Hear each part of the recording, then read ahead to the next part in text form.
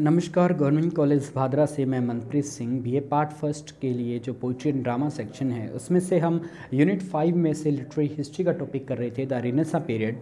अब तक हमने जो पिछली वीडियो में ये जाना कि रेनेसा पीरियड क्या था, वो कहाँ से शुरू हुआ और उसमें मुख्य क्या क्या बदलाव आए सामाजिक या कल्चरल, या फिर जो लोगों की आइडियोलॉजी है, विचारों में क्या क्या बदलाव आए और उन विचारों को लाने वाले कौन उसके प्रणेता थे, चाहे पेट्रार्क थे, चाहे बैकेशियो थे।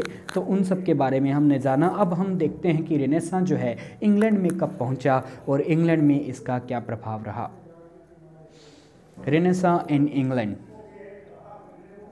The sparks of renaissance fire which was ignited in Italy.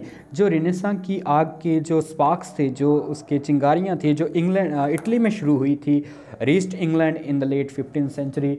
वो इंग्लैंड में पहुंची लेट 15th सेंचुरी में, क्योंकि इटली में ये 14th सेंचुरी में शुरू हुआ और इंग्लैंड में ये 15th सेंचुरी तक पहुंचा। And continue till 17th century, 17वीं शताब्दी तक ये चलता रहा। Being a cultural and artistic movement, England में ये मुख्य तौर पे एक सांस्कृतिक और आर्टिस्टिक मूवमेंट ही रहा। English renaissance was primarily focused on literature and music. Italy और दूसरे देशों में हमने देखा कि वहाँ साइंस में और एक्सप्लोरेशन में भी ज़्यादा रेनेसां का प्रभाव रहा, लेकिन इंग्लैंड में मुख्य जो फोकस है वो सिर्फ लिटरेचर और म्यूजिक पे रहा। English renaissance fermented the intellectual of versatile poets. इसने क्या किया, जो वर्सटाइल पोइट्स थे, जो अलग अलग प्रकार की रचनाएं लिखने वाले पोइट्स थे, उनकी इंटेलेक्ट को, उनकी बौद्धिक क्षमता को फर्मेंट किया, उसे बनाया। Dramatist and prose writers tremendously. लोग जो ड्रामाटिस्ट थे और प्रोज राइटर्स थे और पोइट्स, इन तीनों प्रकार के जो लेखक थे, उनकी जो इंटेलेक्ट है इसे ट्रिमेंडसली अफेक्ट किया। किसने? रेनेसां ने, रेनेसां स्पिरिट ने। सम प्रोमिनेंट फिगर्स वर, जिसमें कुछ नाम हैं, ये नाम आपको याद रखने हैं क्योंकि ये क्वेश्चन में लिखे जाते हैं आंसर में। Prominent figures were Thomas Sackville, George Gascoigne, sir Philip Sidney. Sir Philip Sidney आपके सिलेबस में नहीं है लेकिन उनका नाम ज़रूर आता है। सर फिलिप सिडनी की यहाँ पिक्चर भी ऐड की गई है, जिन्होंने एस्ट्रोफल एंड स्टेला लिखा। Michael Drayton, Samuel Daniel. Michael Drayton, Samuel Daniel उस समय के सोनेटियर्स थे, मुख्य सोनेट साइकिल लिखने वाले पोइट्स थे एलिजाबेथन पीरियड के। टॉमस मूर का यूटोपिया, एक प्रकार की राम राज्य की कल्पना जो है, एक यूटोपिया इनका फेमस वर्क है। और फ्रांसिस बैकन, जो आपके सिलेबस में भी हैं, प्रोज राइटर में सबसे पहले एसेइस्ट हैं फ्रांसिस बैकन।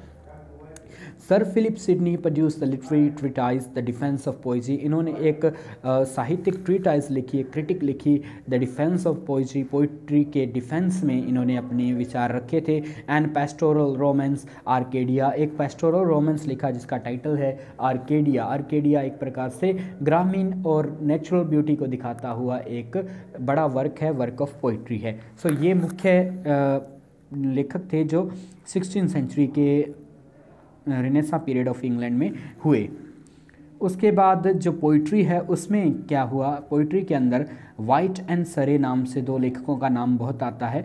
वाइट का पूरा नाम था सर टॉमस वाइट और सरे का जो नाम था, उनका नाम एक्चुअल में था हेनरी हार्वर्ड। वो अर्ल ऑफ सरे थे। सरे एक काउंटी है, एक क्षेत्र है, वहाँ के अर्ल थे, एक उपाधि, एक पद पे थे। Did pioneering work in the field of poetry. इन दोनों ने मिलकर पोइट्री के क्षेत्र में एक पाइनियरिंग वर्क किया, एक शुरुआत का वर्क किया। Wyatt introduce the sonnet to English literature.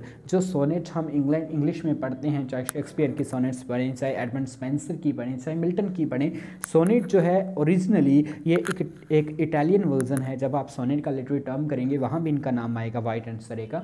सो ये एक इटालियन जॉनर ऑफ पोइट्री है। उसे इंग्लैंड में इंग्लिश लैंग्वेज में लाने का जो श्रेय है वो वाइट को जाता है, सर टॉमस वाइट को। और दूसरे जो हैं वो हैं सरे, जिन्होंने जो ब्लैंक वर्स है, जो ब्लैंक वर्स रोमन या ग्रीक लेख में मिलती है, उसे इन्होंने इंग्लिश में इंट्रोड्यूस किया। और sonnet and blank verse later attained refinement in the hands of Marlowe, Christopher Marlowe and Shakespeare, William Shakespeare. Edmund Spenser wrote the legendary verse epic the Faerie Queene. ये सब जो रचनाएं हैं इस काल के जो कवि हैं, वाइट हैं, सरे हैं, मार्लो हैं, शेक्सपियर हैं, स्पेंसर हैं, ये सब मुख्य तौर पे रेनेसां कवि ही कहलाते हैं, क्योंकि इंग्लिश रेनेसां को इन्होंने ही अपने कंधों पे उठा के ये चले। यहाँ जो पिक्चर ऐड की गई है वो टोटल स्मिथसलेनी है, इसका नाम था टोटल स्मिथसलेनी। सब टाइटल था सॉन्ग्स एंड सोनेट्स। ये वो पहली बुक थी जो 1557 में पब्लिश हुई। जिसमें वाइट और सरे ने सोनेट्स ऐड की इंग्लिश भाषा में। सबसे पहले इंग्लिश लैंग्वेज में सोनेट्स जो है वो इस बुक में प्रिंट हुई थी। Renaissance in English theatre, poetry के बाद जो थिएटर है उसमें भी Elizabethan period during renaissance is also very significant in the field of theatre. Theatre के क्षेत्र में एलिजाबेथन नाम जब आता है तो एलिजाबेथन थिएटर का नाम सबसे जो है महत्वपूर्ण माना जाता है, क्योंकि इसी काल में लोगों में इतनी लिटरेसी नहीं थी कि लोग खुद बुक्स पढ़ सके, तो लोग जो है वो थिएटर देखने जाते थे। वहाँ जो स्टोरीज़ प्रोड्यूस की जाती थी, वहाँ जो थिएटर के रूप में मंचित की जाती थी स्टोरीज़, उन्हीं से ही हमारे पास महान कवि विलियम शेक्सपियर का नाम आता है, या क्रिस्टोफर मार्लो का आता है, या बेन जॉनसन का आता है। So Christopher Marlowe, William Shakespeare, Van Johnson, and other wrote and produced some of the all-time great plays of English language.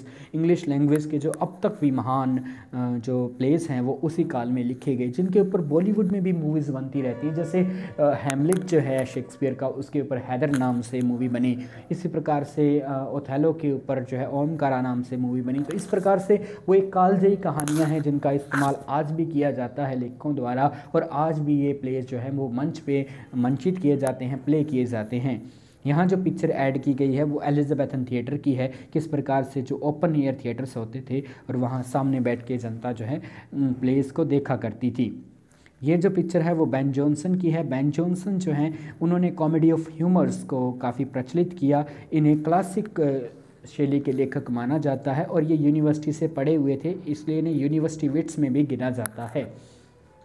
सो ये इंग्लिश थिएटर में रेनेसां का प्रभाव था। उसके बाद रेनेसां इन इंग्लिश प्रोज, जो प्रोज लेखन है उसमें रेनेसां का क्या प्रभाव रहा, इसमें सबसे बड़े जो नाम आते हैं वो है इरस्मस जो है डेसिडेरियस इरस्मस। इन्होंने द प्रेज ऑफ फॉली लिखी। एक पावरफुल शायर है, एक पावरफुल शायर, एक व्यंग है on the ignorance and corruption of contemporary times. जो उस समय के खास करके धर्म के जो टाइम्स, धार्मिक जो लोग थे, उनके करप्शन और उनकी अज्ञानता के ऊपर इन्होंने एक बुक लिखी, द प्रेज ऑफ फॉली, अज्ञानता की प्रशंसा। ये रेनेसां की एक मुख्य रचना मानी जाती है। उसके अलावा जॉन लिली का यूफियस नाम से एक प्रोज रोमांस भी उसी रेनेसां पीरियड में एक मुख्य रचना है, जिसका टाइटल था Euphues the anatomy of wit, which is credited with a new innovation in writing style called euphemism. यूफिज़म जो है एक राइटिंग स्टाइल ही कहलाने लग गया इनके नाम से। जो भी उस प्रकार से बहुत ज़्यादा फ्रेजेस यूज़ करते हुए, बहुत ज़्यादा काफ़ते मुहावरे यूज़ करते हुए बनावटी लेखन में लिखता था, उसे यूफिज़म स्टाइल का लेखन माना जाता था। सो ये था रेनेसां पीरियड इन इंग्लैंड। ये आपकी जो बुक में प्रिस्क्राइब्ड है वहाँ भी दिया हुआ है, वहीं से ज़्यादातर डाटा लिया गया है। कुछ जो तस्वीरें हैं वो गूगल से ली गई हैं, और आप इसमें इसे समझने का प्रयास करें। इसमें से जो नाम है उन्हें नोट करें।